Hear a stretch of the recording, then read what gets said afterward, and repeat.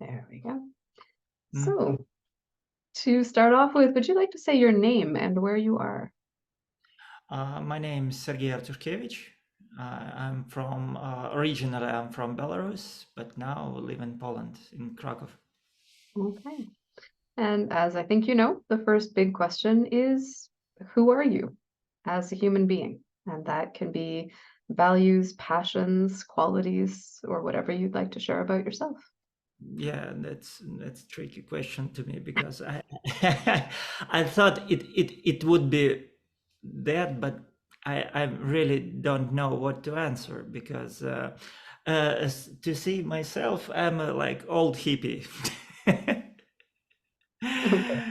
Yeah, that's why I'm in this profession, maybe because I've been starting from psychoanalysis, but it was so strict and so boring, and I got to Gestalt, which is born in 60s and 70s, and it's my deal. I love these people. I love those hippies who invented this, Mhm. and the way it was. But other way. What am I? To this to that point, I had so many lives. Like I've been a doctor, I've been in business, I've been in photography and arts, and I've been teacher, researcher. Big part of my life, I've been extreme guy. I was in extreme sports for, and still doing it time to time, but now less. So a lot of things, a lot of stuff. I'm a person with a lot of like thousand faces. Mhm. I love living, and I'm passionate about the things I do. Success is not the point for me, but I'm doing something while I'm love doing this. So now my new romance is with music. I'm learning guitar several years, and I spending like every day several hours a day. Like I got obsessed with this because one moment I thought, if I'll have another second life, how I would spend it. Maybe I could be a musician, and so why what I'm waiting for, like. Yeah, another life right now. Yeah, and I'm doing it passionate with passion, like for several years already, and who knows what's going next. So and I'm just love what I'm doing. Whatever it is that you're doing. Yeah. Mhm. So would you say that there are other qualities about yourself that show up in these different activities, in these different roles? Um, um, I mean, I'm sometimes not trying to put you in a box. Don't think. I just think what to answer. Mm, I'm a bit of show off. uh, a bit careless when it goes to like something dangerous, and like I almost had a fight with my friend who showed me. We were doing kite surfing in the sea, and I got far away to the open sea, and he was like crazy angry with me that I'm careless doing something that I could die. And I did a lot of this in my life, so I'm just I think it's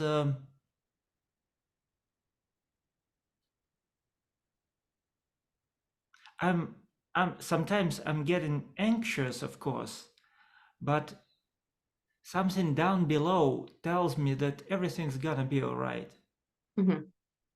Like basic trust to the world and to the life, to life.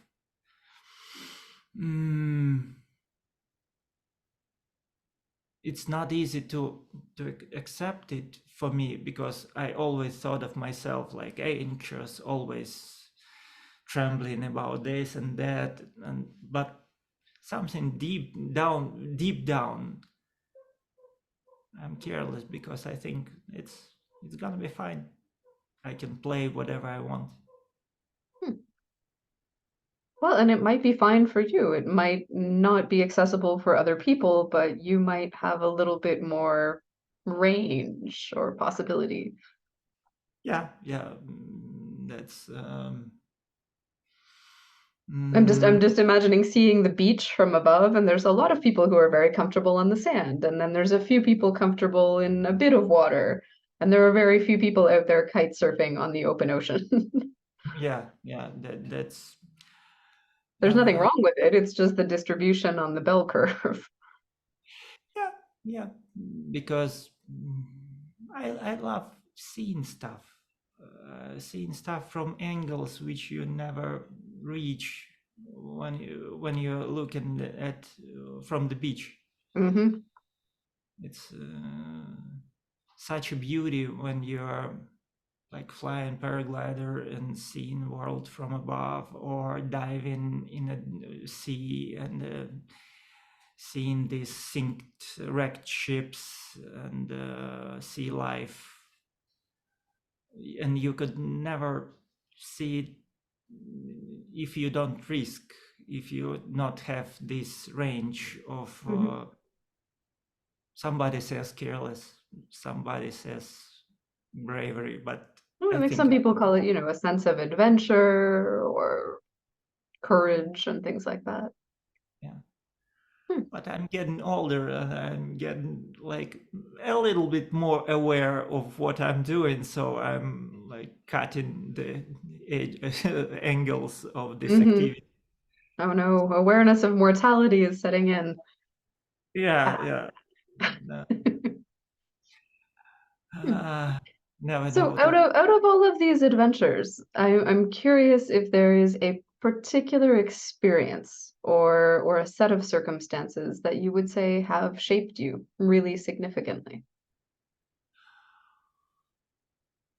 Wow. Hmm. uh, several people, several people moved my world out of my box where I was born and raised. I was born and raised like very mediocre person, like nothing special. You're not allowed to do some exceptional stuff. My parents were like very how to say, people in the middle, like middle class, middle range, Hmm. like safe and warm and cozy, everything like this, but nothing exceptional.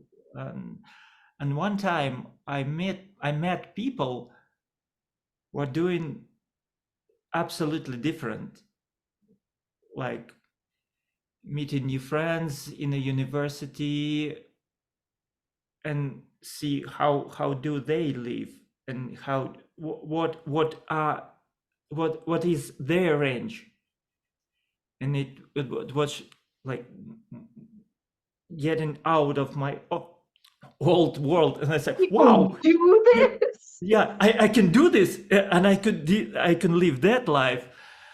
And once I found a website with these extreme sports, and I was like, no, I had no such big money for doing this stuff, and it was unacceptable for me. But one by one, step by step, I did all this.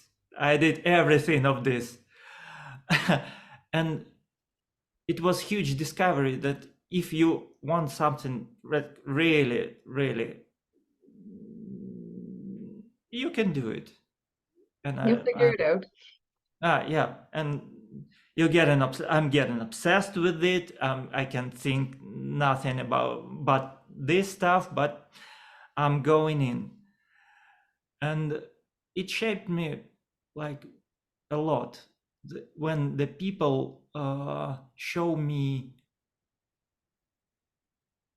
other life,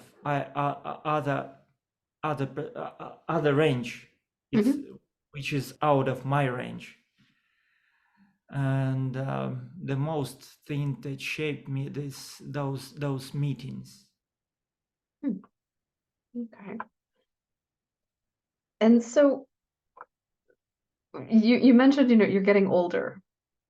Yeah. How is that? Like, what is your experience on that process, that timeline of your life? How are you experiencing your age right now? Hmm. Sad mostly. Hmm. Because my body is changing. Uh, I would never be so full of energy, so ripped as I was like 10 years ago. Um, Something starts to like be in pain. Something's stops. Like, what? I Hmm. didn't know about this organ. It could Yeah, be. and now it hurts. Now it hurts. What's happening? Uh, uh, and this death awareness, like I'm on a halfway, Mm, approximately, and that's. But I'm still in the illusion that I'm still have a lot of things in future, like. I don't want to come back to my 20s or 30s. 20s, it was absolutely brilliant, very bright, but so stressful when you don't know what to do, what you're gonna be, who you're gonna be mhm, like in the future. 30s, when you work so hard, like, but it was good. But now, uh, um,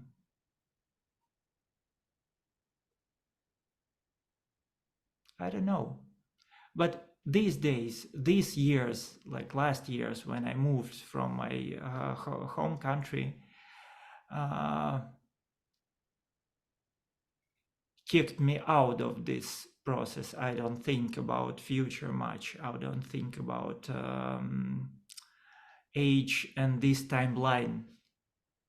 It's just quite of thinking what's gonna be next year. mhm, So now I don't think much about getting older, but yeah, I think um, main thing that I think I know how I'm gonna end. I don't think I will change a lot. Like when you're younger, you're changing always, and you have this hope that you will change. mhm, Be like different. You will grow up. You will grow in the Gestalt thing. You will change. You will be more adaptive. You will discover parts of life that were not reachable in your present state. You will change, and you will live different life. Now I think I'm getting more rigid, mm, rigid. I don't know exact pronunciation, but more and more, I think I will die the same. mm. Okay, interesting. How is this whole experience for you of this radical move and new start? Can I ask about that? Yeah, yeah. Oh, quite shocking, because it was like it wasn't really my will. Like, I always thought that someday I'm gonna move, I'm gonna live somewhere abroad, and when this political disaster happened in 2020 in Belarus, so I thought that I definitely will move. But one day situation get dangerous for me, and I had to move in 2 days. Like, just pack all your stuff, close your home, get in the car, and drive somewhere to the safe place. It was like quite stressful experience. Like when a ship is sinking and you have to catch a lifeboat, and you don't think much about far away. You just have to think about how to stay safe. Survival mode. Yeah, and then I lived in Georgia for a year, and then I moved to the next time to to Poland, because here I can have like some legal state, at least have a status of refugee, or it's called something like this, like due to political situation. So now I'm in a safe place, first of like for years. And I just like 2 months ago, I just get these documents and legalization stuff, and so only several months I can like breathe out,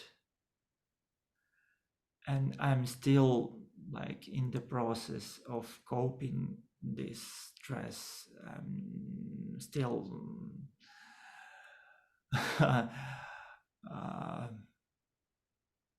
hanging between depression and anxiety, and trying to like figure out how to live this and next day. So it's down bad place in my life. So now, of course, it's now I got new perspective. Like world never was closed to me, but now when I got here to Europe, I'm feeling these open doors everywhere, these training programs, projects, whatever. Like possibilities are huge, become huge for me. So from one hand, stress of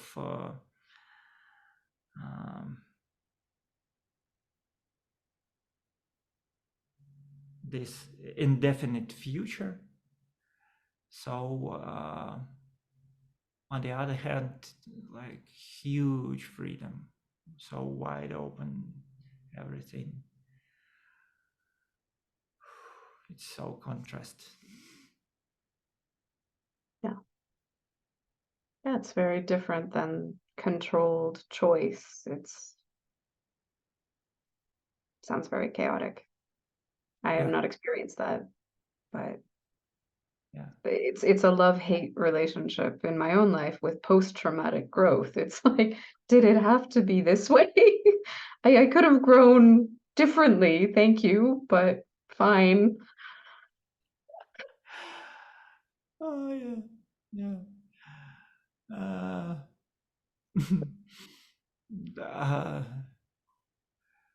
accidentally like yesterday I found myself filling this form for green card lottery. And I said, what am I doing? What if I win? What what? I'm going to move to United States. What? So it's not enough adventures for you, I'm but stable now. More novelty, please. yeah, It's yeah, been two yeah, weeks. yeah. Like uh, I was so hungry for this quiet and calm and safe period of my life where I can like recollect all ideas that I think about psychotherapy, maybe wrote something, when I can just move through beginners part in music, beginner Mhm. stage, to like break through it, to like, and this is a good place and good time for me. But why I cannot stop, but maybe it will take time. I gave myself like time to settle down. And I think it's when you know this oil tanker ship has stopping point 7 miles. Okay. Yeah, so it, I don't know how it's called, inertia. I don't know Hmm. this word. Yeah, So you may have a lot of momentum going on. yeah, yeah. So I gave myself now time to to live through it. Hmm. Wow. Hmm. So, on another aspect of you, I mean, this may be something continuous. It has to do with sort of, maybe your body, maybe part of your identity. How do you experience like your gender, your identity as a man or masculinity? Is that Mm. something that you chew uh, on? yeah, that's for me. It's not a question. I'm quite confident with my masculinity. It's not. Yeah, not so much questioning it, just understanding how you experience yourself. Yeah, I'm quite confident with it. I was born and raised in this traditional culture when the man with the male, with the social role of the male is predicted by society, and like you know what to do, you know the rules, how to play, and it's called like old fashioned, but I'm enjoying it. I'm enjoying it to be like old fashioned muscular stuff. uh, Okay. Once I had with like argument, almost fight with my feminist friend. I opened the door for her, Hmm. and she said, "What the are you doing?" I'm just trying to be gentleman. It's so like so It's normal to me. the custom of my people. Yeah, yeah. Mhm. Why not? Like when I'm on a date, like to pay dinner or to pay a taxi, like why? Okay. That's a culture where got from, and these values that are like normal for me. Mhm. Hmm. So I'm pretty like old school. Okay. Interesting. And so what about, I mean, in the different ways that you've been positioned in life or that you've chosen to position yourself, how have you experienced and come to understand power and privilege? I'm not sure I'm getting the question right. Mhm. Could you do It, it? it's yeah, it's one of those weird ones which not everyone sits with. But I mean, your relationship to the societies, because you've been in many, the worlds around you. I mean, how have you understood yourself having or not having power, and what do you do with that? Mm-hmm. Mm, mm, mm. uh, I always been in the contra cultures, like in the cultures where it's like a bit away of society, like cultures of castaways, Hmm. like hitchhikers, artists, now this psychotherapy scene that I really believe it should be away from medicine, but anyway, it should be something different, a lot different from this. Uh,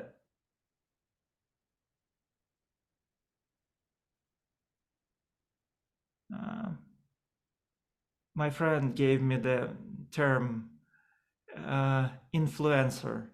Hmm. I always thought about myself as an outcast, like castaway. I'm not Hmm. sure, Yeah, like an outcast. but so in some perspective, it's influencers. Well, but it's different. I mean, if you are cast out, that means it's not your choice. It means people are pushing you to the outside. Oh But if no you no no. choose to be outside Mm, and you experience yourself and your freedom and your power there, it's a very different experience. I mean, are you outside the room by choice or were you excluded? mm, mm. Uh, it's to me, it's a kind of freedom. It's kind of choice. Hmm.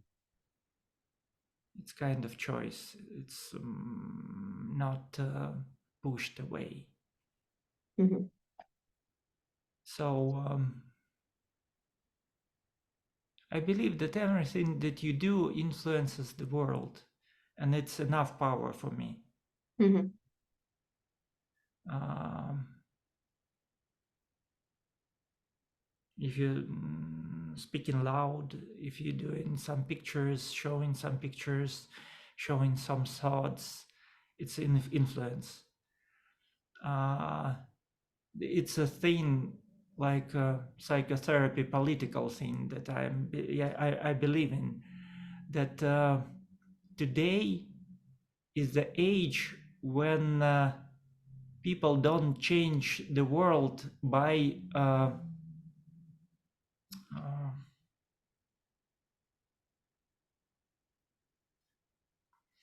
by commune. Hmm. We don't change. We can change the world if we unite and do like one thing, one big thing Okay. together. Yeah, I don't think it doesn't work anymore. Like it's from previous years, previous ages. Now we change the world by changing ourselves. Little changes, little change. How do you live? How do you prospect life? How do you deal with the others? It's very so tiny impact, but from the huge amount of these tiny impacts, world is changing. It's like um, not centered Hmm. around like one community, one strong idea, one strong, how does a leader. So I'm hearing more of an idea of like transformative individualism Yeah, instead of a collective. yeah. Hmm. It's a good term. I never heard about this I before. think I just made it up. I have no idea. I'm just listening to you. What would uh you call it? you gave me, I'll write it down. We have a new book now. There you go. Yeah, I believe that, and it's enough power for me. Yeah, and I feel my mm, place in society very deeply grounded by this. Hmm.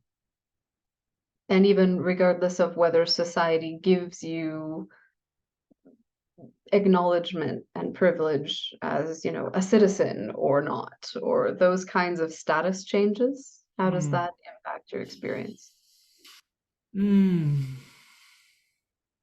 This that stuff is to me like more about safety, Hmm. like it's not about relationship between you and society.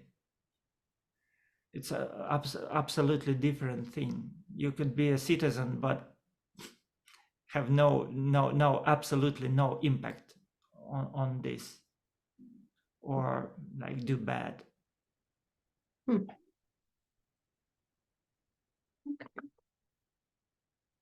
Huh. So what about the Gestalt part? Where did this come into your life? I mean, kite surfing and paragliding and psychoanalysis and all of these things. Like where did you find Gestalt? Ah, I always, when I've been starting in psychotherapy, I've been looking around and seeing what's what. I tried several schools, Hmm. and I stuck because I started in psychoanalysis. I stuck for this for several years, and then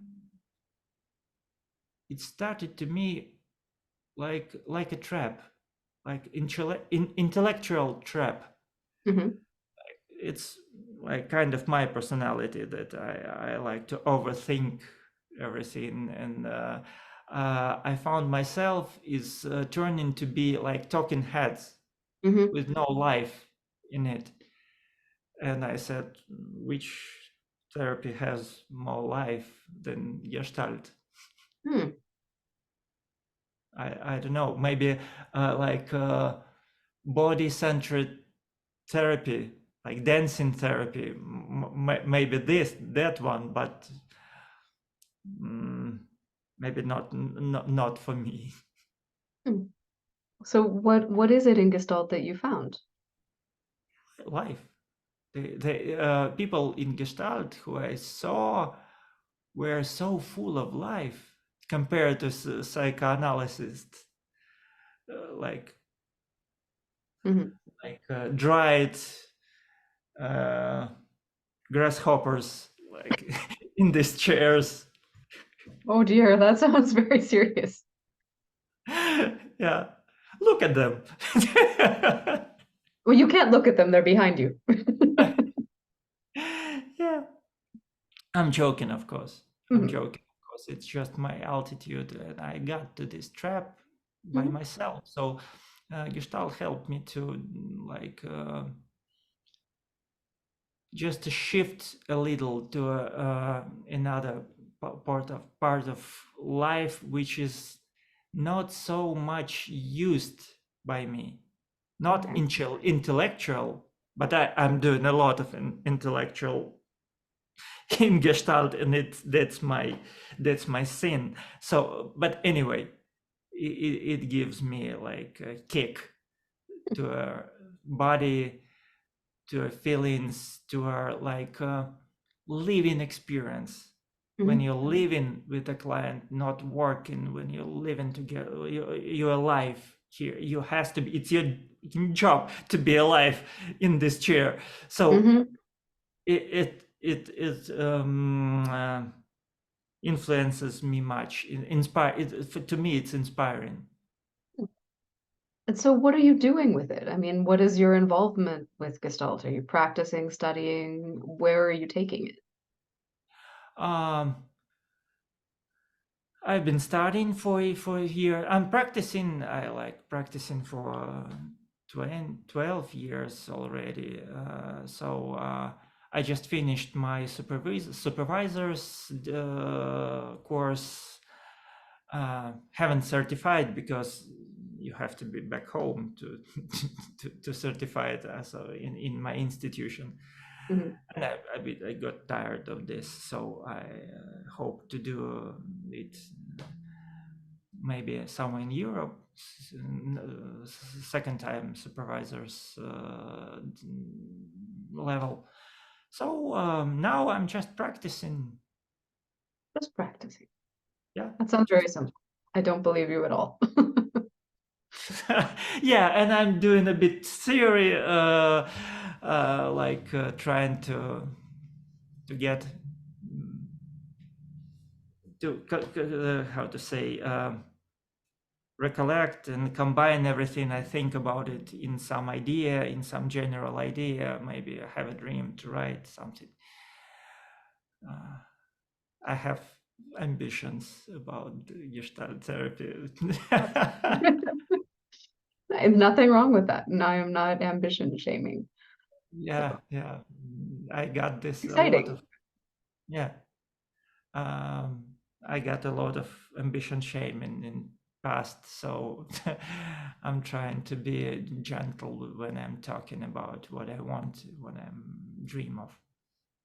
Well, I think a lot of people who have a lot of intensity and complexity and high potential are often asked to be less intense or to make themselves smaller to make other people more comfortable. Yeah. Um, but I think it's about you and what you're doing, not so much about what would make other people comfortable or what they might choose to do. Hmm. But on the other hand, there are a lot of people with not so high potential who are trying to like get somewhere else. Yeah, they can have a lot of ambition and very little skill. That's a totally other combination. Yeah, it's It makes I for don't know. very bad paragliders. Yeah, you never know your exact place. Yes.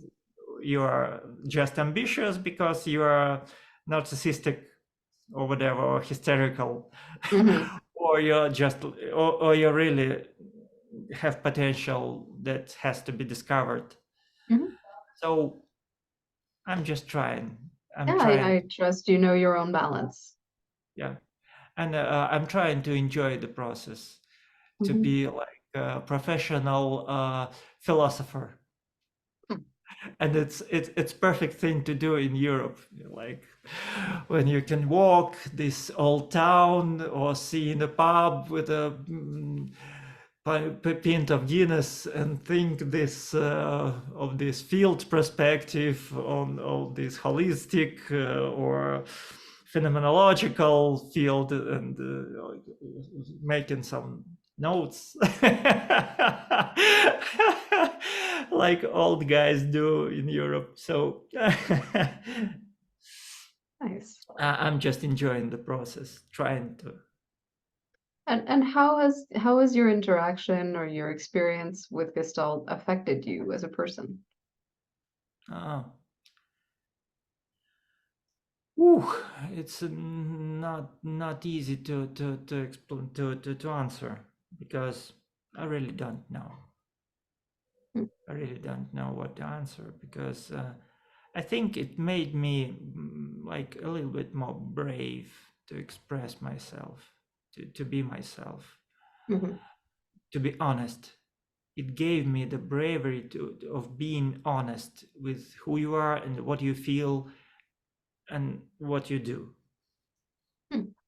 It's endless, of course, like perspective. You can be more and more honest. It never ends. Mhm. I don't feel that I'm honest on 100%, but that's Gestalt is doing to me. I think that's thing of Gestalt of like to be honest of who you are and what you feel.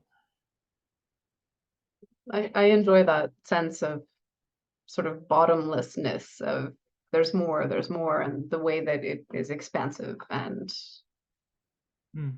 almost unlimited in that way. It's not that there is an end point. It's Uh, it's a different why experience. you only Buddha? Buddha level of Gestalt therapist is 100% honest with himself and with the world. But that's, I mean, even the whole Buddha idea is continuing to transcend, and you're 100% of this, but that's only 10% of whatever's next. it's a challenge. Look at it that way. Yeah. Maybe, maybe. So what has challenged you or frustrated you within Gestalt? Um, I almost want to ask what parts of it have been boring. hmm. Frustration of I like, I always wanted to have clear understanding what we are doing. Like, I'm a medical doctor, that's in medicine, everything is very clear. You're doing right or wrong. What you're doing is helpful, or in protocols, at least for a court, Mhm, you know, everything you're doing it's correct, it's right mhm, or not. mhm, It's very, very simple in some way.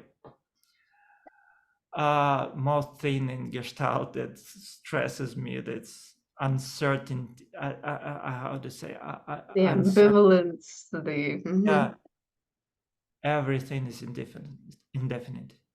hmm, Everything is uncertain. Uh, Now I know a little bit, get an understanding of, but it was huge stress for me when I'm trying to like reading the books, listening to these like big guys, and like trying to give me the thing, how does it works, what I have to do to be good therapist, like why you can't tell me what's what. uh You just about had a stroke. yeah, yeah. Yeah, that was like biggest stress there for me. So, how are you doing now with this idea of creative indifference and not knowing and being open to experiment and Struggling it every day, every single day. even like a support group for people who struggle with not knowing? Yeah, to me it's a most biggest challenge here. It's interesting. It seems almost painful, and I'm sorry for laughing at it, but I'm enjoying the Oh experience. yeah, that's funny. That's really funny. Mhm. But Yeah. Yeah, I do a lot of frustrating clients who like to know, and it's like, well, also maybe not when they come to a conclusion. They're like, what do you mean? There are always other possibilities. mm, I don't know. For me, there's some freedom in the uncertainty of, other things are also simultaneously possible. yeah, a lot, Thoughts. really a lot of freedom, a lot of that's great creative, all about creativity. Yeah. Hmm. So, what do you think you would like to do with this? Where do you think you want to go? I mean, how far can you ride Gestalt? Uh,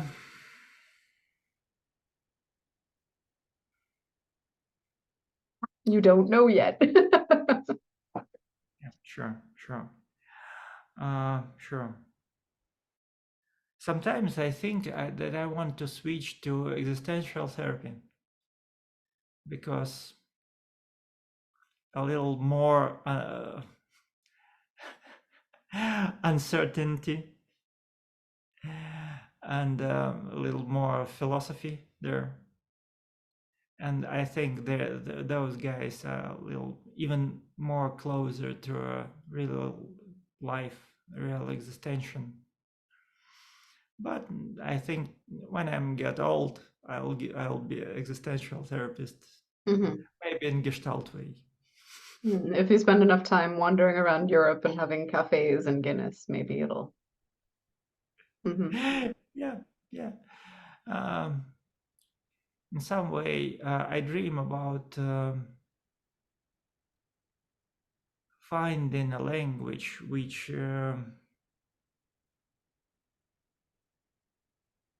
will which could be able to describe human experience in that way, that will make different psychotherapies unnecessary.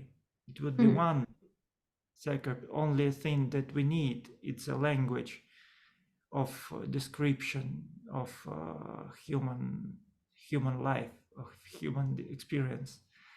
I think these different languages make different school and different paradigms in this field. It's like Babylon Hmm. Tower. We're Hmm. doing one thing, trying to do one thing, but we're describing it and we're inventing the languages more and more and more and more. I wonder if you might have more success with music and movement Yeah, in I think in about that. poetry. I think Hmm. about like psychotherapist has to stop writing these ugly books, which something between philosophy and clinical medicine. Hmm. Have to write more poetry. There's the whole aesthetic school, the whole focus on the qualities, not the concept. Yeah, yeah. That's the, I want to move to this direction, and it's a lot of things to do there, a lot of things to play there for me. Hmm, interesting.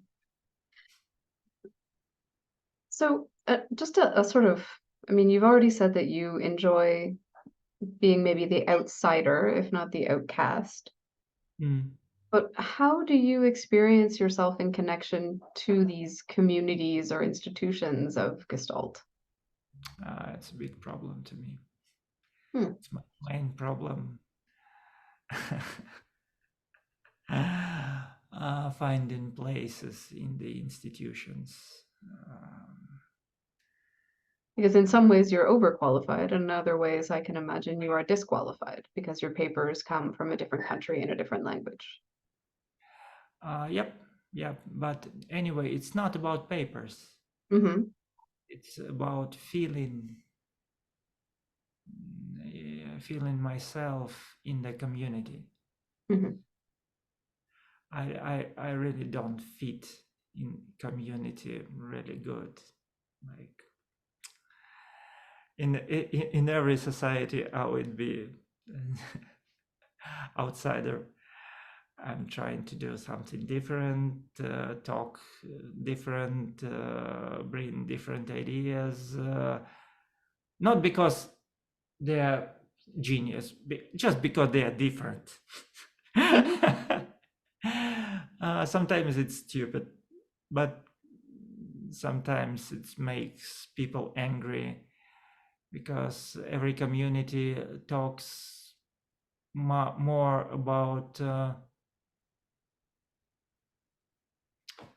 integrity, not integration Hmm. and similarity, like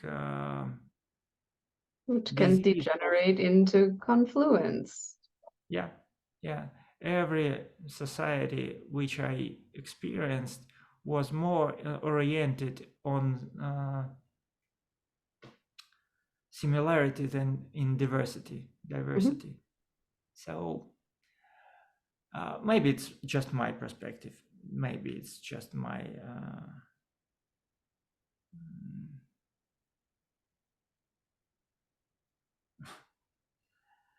bug. I don't think so. I think I've discovered after 500 humans interviews that there are a lot of really interesting people sitting on the outside of some of the more central, shared, consensed pieces of Mm, reality. I, mm, I really value the divergent, the challenging, the critical kind of perspectives. mm. Many years I thought it's a cultural thing, like our local thing. Um, Now I'm, and I really don't know till now if it's true or not. But now I have I'm getting new experience in the. I'm trying to fit in this or getting courses from this Italian Gestalt institution. I love these guys. I grow up on their books. Mhm. Uh, Tomorrow will be a seminar with Gianni and yeah. So and one of my points it's to look in this society and compare. It would be if it's gonna be the same thing, it's definitely my problem. Yeah. Hmm. Hmm. Yeah, you may be a factor, you may be a variable, but I don't know if I'd classify that as a problem. Uh, not the problem, but it's my thing. Hmm. Let's say my Yeah, feature.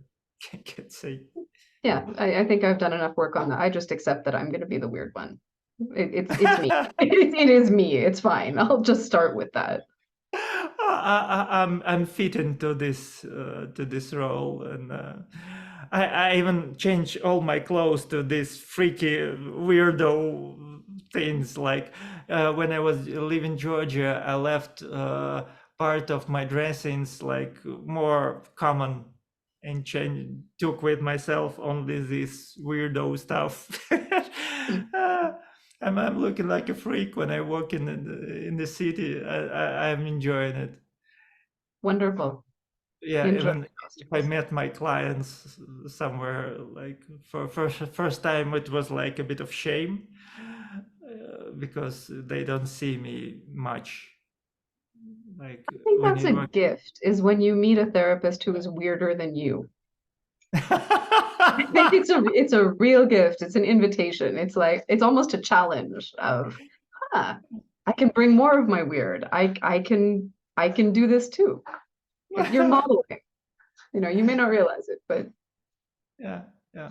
But in every society, to be a weirdo, it's not easy place.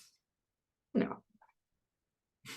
You But know. if that is existentially what you come back to, maybe that's just how it is. Hmm. You might be the 1%.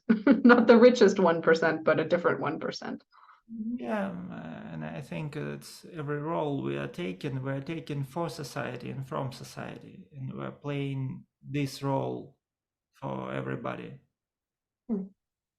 I don't think one of my ideas that I'm mm, chewing these days. It's a holistic idea of like I think one of the main human problems that we think about ourselves as individuals, and we are not. If to dig deep, we cannot divide ourselves from society. Mhm. We're just point of attention, not more. Our will, our feelings, our deeds, our choices. It's everything. It's from the field, Mhm. in the part of the field. And, but we are so addicted to this idea that we are individuals. We have borders. We know where we start and where we end. Like our body, we know that our body starts and ends in space and time, but we don't know really. We never One had this. one of my therapist friends, Alan Schwartz, he would just always yell. He would just yell, "It's an illusion." Be like, "Oh, right. Thank you for the reminder. It's an illusion that we can Mhm. know that Yeah, and find that." and one of these things that roles in life, your like roles you're playing whole your life, uh, it's not absolutely yours. You're playing it for the team, Mhm. and this political dimension of Gestalt therapy, it's not made by us. Gestalt is made by time, age, period of time, period of civilization. and we are like mushrooms, only little thin over the surface and the huge roots under, and we don't see all these roots. We are Mm-hmm. like, I'm myself, I'm a person. No, you're not. We're a mushroom. Mm, Ah, so that's why I think it's even if you are outsider, it's a role for everybody, doing a mm, favor. mm. Interesting. So, would you say that there's anything that you would like to add about yourself or any final thoughts that you would like to bring into this conversation?